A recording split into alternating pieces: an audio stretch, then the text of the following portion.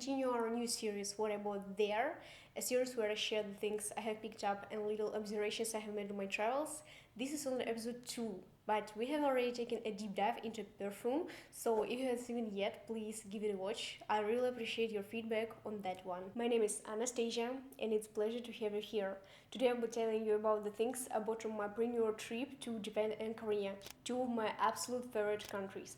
The people there have an irreplaceable, authentic cultural charm and a distinct character unique to each of them. Today, as always, we'll be going through some interesting pieces in silk, leather, and of course, cashmere, from Maje, a French accessible luxury brand, to SOT, a Japanese local leather brand.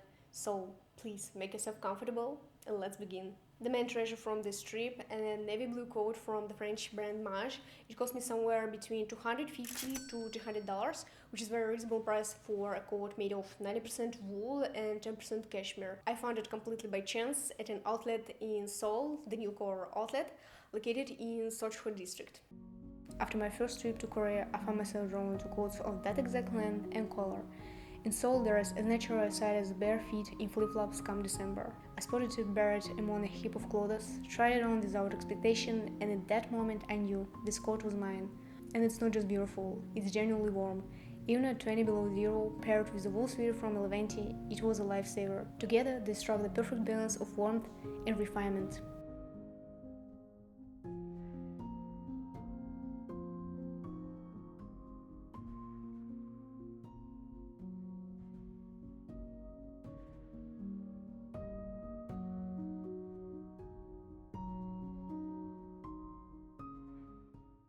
Also, I tend to keep my hands in my pockets when I'm not wearing gloves, and I should mention that after 6 months of wear, there is no peeling or thinning of the wool, unlike my other coat, where the wool around the pockets has worn thin from constant friction. This coat perfectly combines French elegance with everyday comfort. It was strict and soft, minimal yet expressive. They are exactly the kind of pieces that become the true foundation of my wardrobe, a reliable, high quality, and incredible beautiful base on which I can layer all sorts of moods, from quiet elegance to bold eclecticism.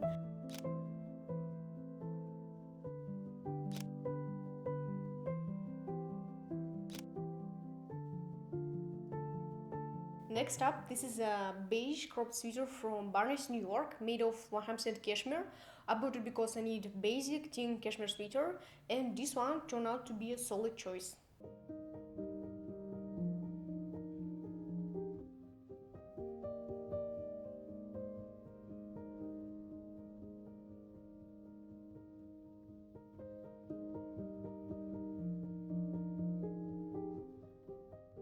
I once reviewed a turtleneck from what seemed like an Italian brand, which I bought online for around 60 euros, and let's just say that experience taught me a lesson. No self-respecting Italian brands would manufacture anywhere but Italy, let alone in China. I have nothing against Chinese manufacturing. For example, Chinese tech brands are a whole separate story. They show how far ahead Chinese industry is, both in speed and quality. But that's a different conversation. When a brand turns to cheap manufacturers purely to reduce costs, that's something worth identifying and avoiding. And yet, today we're reviewing a cashmere sweater made in China, and that's a slightly different story. First of all, I had the chance to feel the piece in person, to assess the quality of the cashmere, the stitching, and how neatly it was constructed. And the discounted price was around $100, which for cashmere is quite reasonable. So now when it comes to clothing, I only buy made in China pieces offline. But an Italian brand that's made in China, I wouldn't buy that even offline, purely out of principle. Coming back to the sweater, it's a very comfortable, soft, warm, yet breathable sweater. The neckline is stretchy but doesn't squeeze when putting it on. It's just a good quality cashmere sweater, nothing super extraordinary. As I said, I was just looking for a basic thin cashmere sweater. Thanks to its color and the way it fits, it goes with almost every scene and projects a harmonious, elegant look. And besides softness, there is one long-term detail that speaks to quality: peeling.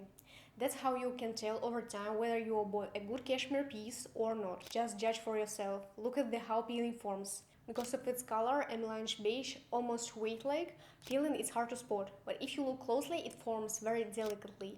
No hard, distinct little balls, just a barely there, thin smoke haze on the surface of the fabric. That's very respectable. So in the context of buying premium items made in China, I only evaluate them in person, never online, and never anything too cheap. Though, even though 60 euros for discounted wool, that's not exactly cheap either. In the end, I like everything about this sweater, of course, except for one thing. I often wear low-rise jeans, and the length of the sweater isn't made for that. For me, it's too short. I always want to pull it down, and when I see it, it rises up, exposing my lower back. With high-rise jeans or trousers, that wouldn't be an issue, so it's not really a flaw, just a matter of preference. Moving on, and this dark blue silk long sleeve from the Japanese brand Despress was already featured in my first What I Bought There video. I feel like its minimalism combined with Jacob Cohen scarf around my neck created a really harmonious interaction, almost like an elegant cushion that was perfect for a refined conversation about perfume. Since I prefer not to follow trends, but instead choose either pure classic or deliberately complicate my looks to achieve an eclectic, resonant feel, my wardrobe is built around high quality basics like this silk long sleeve. Then, on top of that foundation, I add more distinctive, bold pieces that reflects my mood for the day. The fit is close to the body, but not too tight, at least on my frame. This long sleeve is made of 100% silk in China. I bought it for the same reason as the previous sweater, meaning I was able to see and feel it in person. And indeed, who else but the Chinese would be so well acquainted with silk production, given that they account for the lion's share of the world's raw silk and silk products. This purse is actually part of the well-known Japanese group Tomorrowland. Tomorrowland is a whole group of brands, each aimed at a different audience. Within the family, Despress occupies the space of modern French chic with Japanese quality. The focus here is on naturalness, freedom, high quality materials, and effortless elegance. The brand targets confident women who appreciate quiet luxury, excellent tailoring, and pieces that look refined but are comfortable and never loud. Japan, in this sense, is a true paradise for anyone seeking genuinely high quality clothing. The domestic market is packed with strong local producers, and honestly, coming all the way here to buy Nike, Adidas, or other mass market stuff you can find anywhere is almost a crime. Local brands are on a completely different level in terms of materials, cut, and attention to detail. It's precisely these kinds of pieces like Despress that makes Japanese fashion truly interesting and unique. I'm planning a future video on shopping in Japan and Korea, which modes for visit forward, where to find specific brands, and so on. So if you're interested in seeing that video come out, please support this one and let me know in the comments. That way you will help this video come out sooner, and I'll know that you're looking forward to it.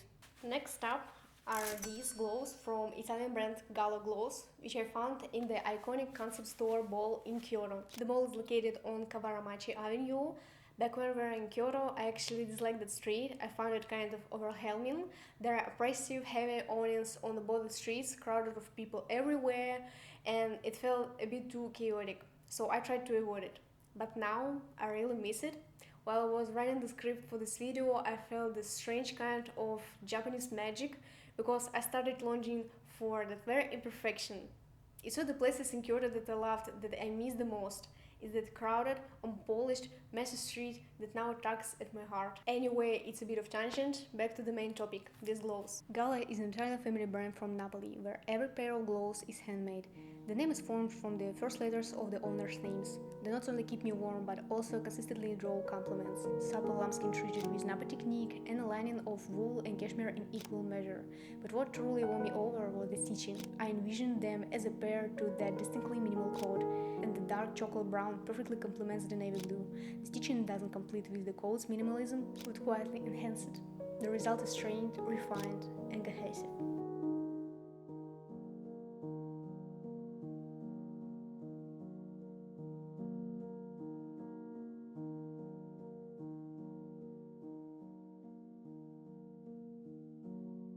They feel great both in hand and when worn. Napa leather is typically very soft and quite elastic, but it's not without its downsides. It scratches easily, doesn't develop patina, and is very vulnerable to water. It can stain. Still, they held up perfectly through the first cold season. I wouldn't call them a masterpiece of leather goods, but I had been desperately searching for gloves, and everything I tried either sat crookedly on my fingers or made my hands look very heavy. This, however, suited me in every way. Let's say it a little later, I might set about looking for an even more refined and elegant option. For now, these gloves are my workhorses and I enjoy using them. And last one thing, just to illustrate the Japanese approach and how much they value the little details. This little something is from the most creative department. The same mall where I got these gloves, it's a brochure map of the space. I specifically kept it as a memento because it's very beautiful brochure on its own. I found inspiration in little details like this, and later on I created something from that inspiration.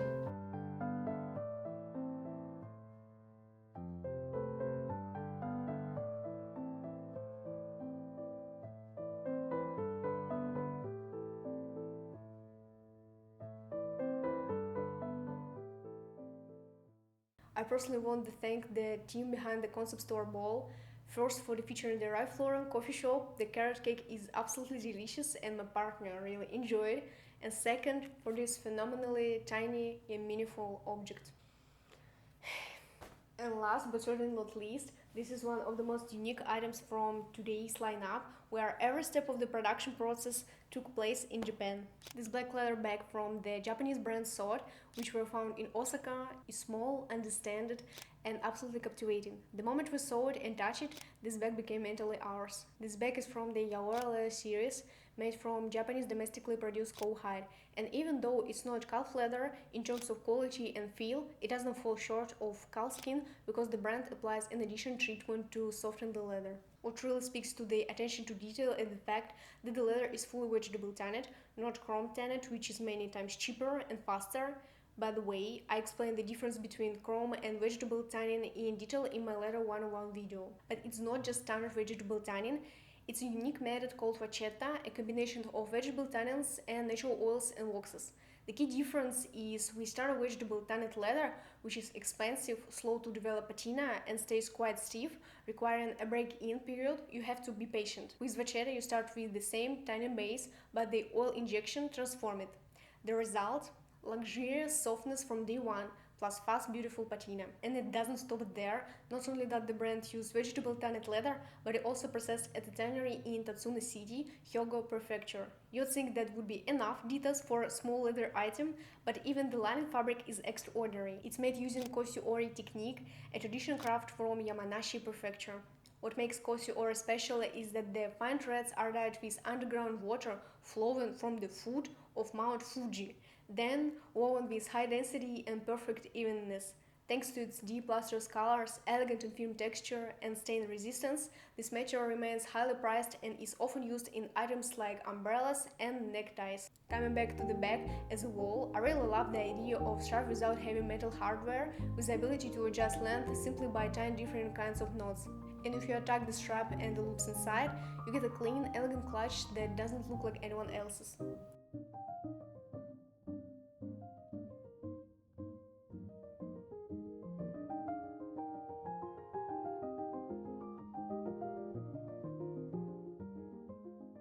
I'm making this lineup with this bag for a reason.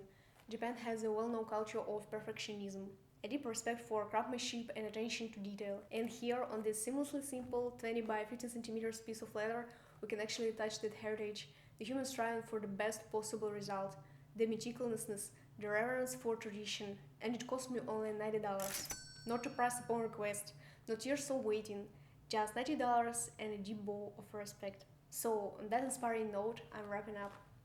If you've been around, you know this already. Don't look here for trends or virality or hype.